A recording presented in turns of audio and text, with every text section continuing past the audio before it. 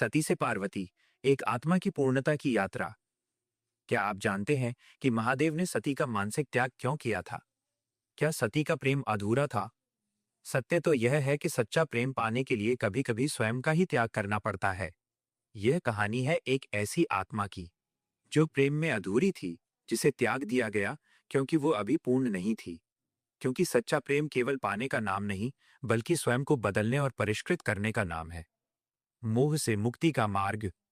ये यात्रा माता सती से शुरू होती है।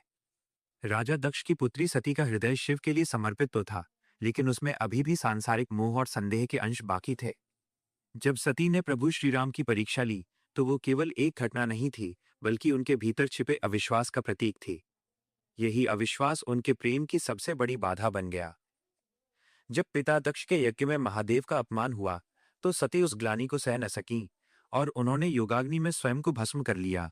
ये अंत नहीं था, बल्कि एक संकेत था कि अधूरे विश्वास के साथ पूर्ण सत्य शिव को प्राप्त नहीं किया जा सकता।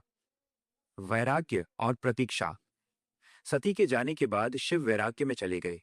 उन्होंने किसी और को नहीं अपनाया, बल्कि शून्य में बैठकर अपनी ही शक्ति के लौटने की प्रतीक्षा की।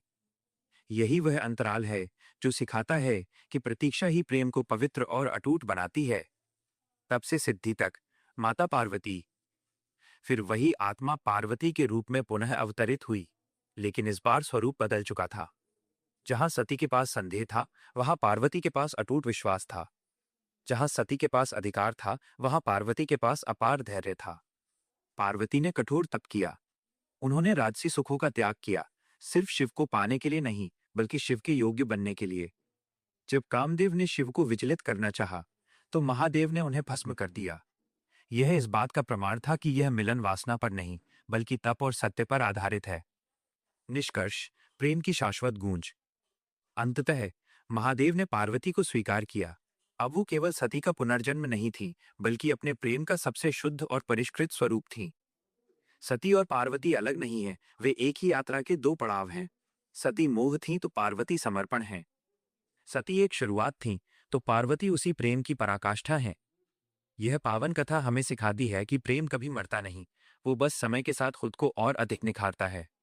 महादेव ने सती को खोया नहीं था, बल्कि पार्वती के रूप में उनके पूर्ण होकर लौटने का इंतजार किया था। सती एक आरंभ थी और पार्वती उसी प्रेम की शाश्वत गूंज। अगर ये आध्यात्मिक यात्रा आपको पसंद आई हो, तो वीडियो को लाइक, शेयर और सब्सक्राइब जरूर करें।